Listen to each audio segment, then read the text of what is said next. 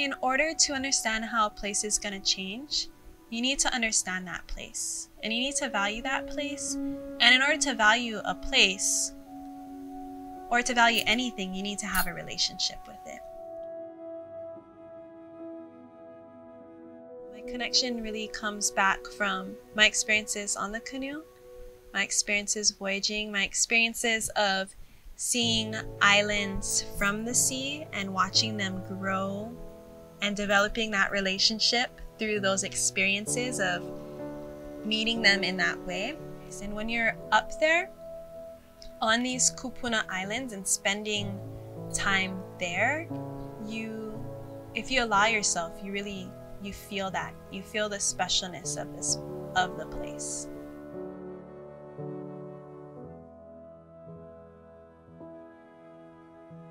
In 2018, we went up to Lalo, or French Frigate Shoals, and we started a project that's looking at the impacts of sea level rise and storms upon atoll islands.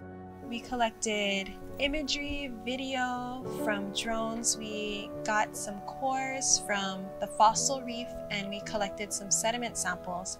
And all of this is to help us better understand this place and how this place has changed through time as sea level has changed. The same way that you would think of your kupuna as being a kumu or a teacher, you can also think of the place as being that as well. And using tools both from the mindset of a Kanaka as well as a Western trained scientist, you can begin to combine the two and begin to ask the aina, or the land and the place, these questions, and use different ways of thinking and different tools and technology to begin interpreting those answers, to provide insight into how things may change in the future due to climate change. So what our project is looking at now is it's looking at what are these islands composed of, and how old is that material? Is it the corals themselves that are contributing the most to the islands and the building of islands and keeping those islands stable and resilient from changes such as sea level or storms or big waves? Or is it other portions of the reef? Is it the shells? Is it the hard calcareous algae? And really what these questions begin to answer is, what is the natural resiliency of these reef island systems to change? This research builds off of an olelo no eau, he puko'akani aina, that talks about how an island grows from the reef. And it talks about this relationship between the reef and the islands themselves. And our kupuna knew this for a really long time.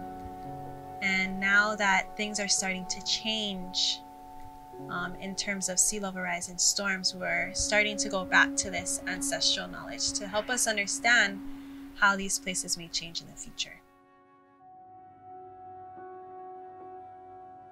So I think ways in which we can malama our Kupuna Islands from the main Hawaiian Islands is just thinking about, how do we be the best versions of ourselves?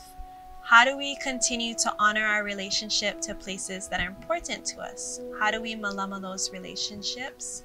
And I think that's probably one of the most special places about Papahānaumokuākea, is that it's recognized globally as being a place that has a lot of endangered and natural and endemic species, but it's also a place that's important to the people of that place.